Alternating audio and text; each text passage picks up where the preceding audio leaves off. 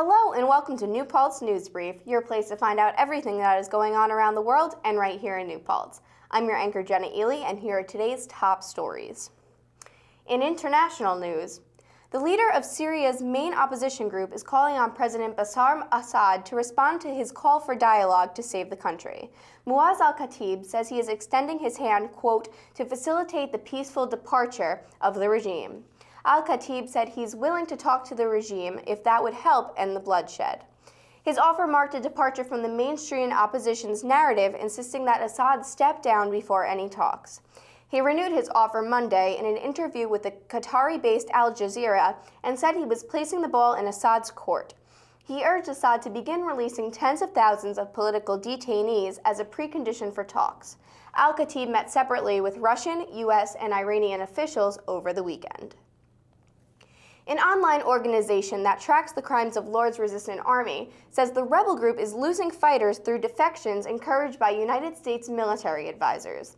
The LRA Crisis Tracker said Monday that at least 19 LRA fighters were defected in the last 9 months. In the same period, a senior rebel commander was captured while another was killed. The LRA is led by Joseph Kony, a brutal warlord who catapulted to global fame last year when the U.S. charity Invisible Children made a popular online video highlighting his crimes. About 100 U.S. Special Forces are helping African troops to hunt down Kony. Only about 200 LRA fighters are still active, according to Ugandan officials, but the rebels still abduct civilians in Congo in the Central African Republic. In national news, U.S. factory orders increased in December even though companies trim their orders for goods that signal investment plans. The Commerce Department says factory orders rose 1.8% in December compared to November when orders had fallen 0.3%. Demand for core capital goods, a category considered a proxy for business investment plans, dipped 0.3% in December, following strong gains of 3.3% in November and 3% in October. Orders for durable goods, items expected to last at least 3 years, rose 4.3%, slightly below the 4.6% estimated in a preliminary report. The increase reflected strong gains for military and civilian aircraft. Orders for non-durable goods such as petroleum products, chemicals, and paper declined 0.3% in December after a 1% drop in November. President Barack Obama is seeking to rally support from the public and the law enforcement community for his calls to ban assault weapons and require universal background checks for gun buyers.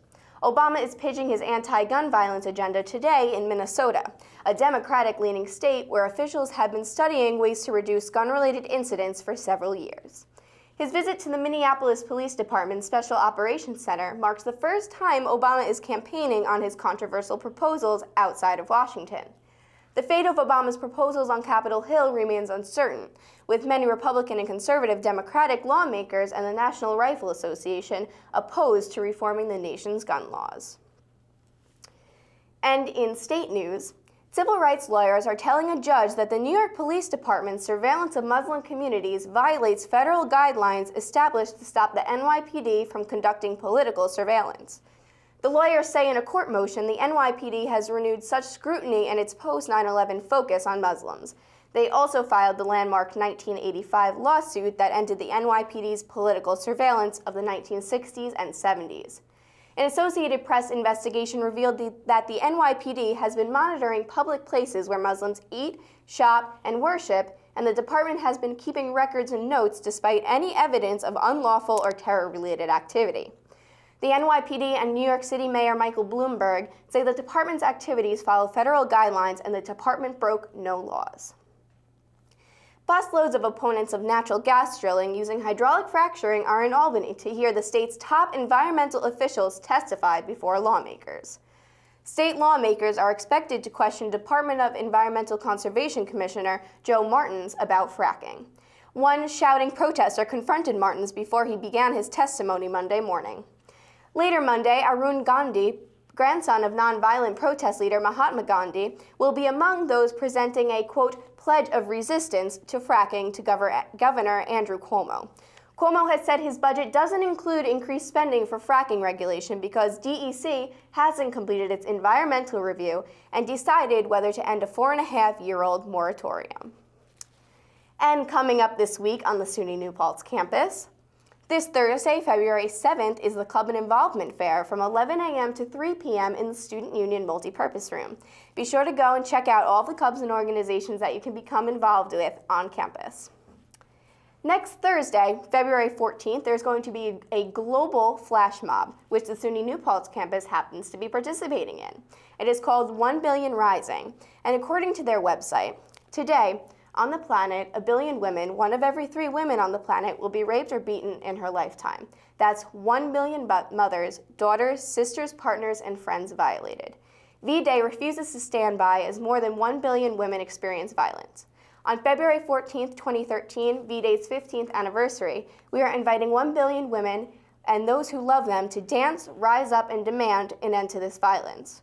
1 Billion Rising is a promise that we will rise up with women and men worldwide to say enough. The violence ends now.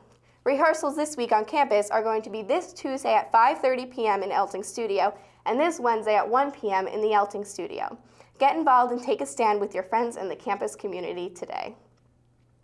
And that is all of your news for this week. If you have any suggestions as to what you would like to see covered by WNPC-TV, write to us on our Facebook page or come stop by and see us in the Student Union building on the 3rd floor. Tune in next time for some more news and have a great night, New Paltz.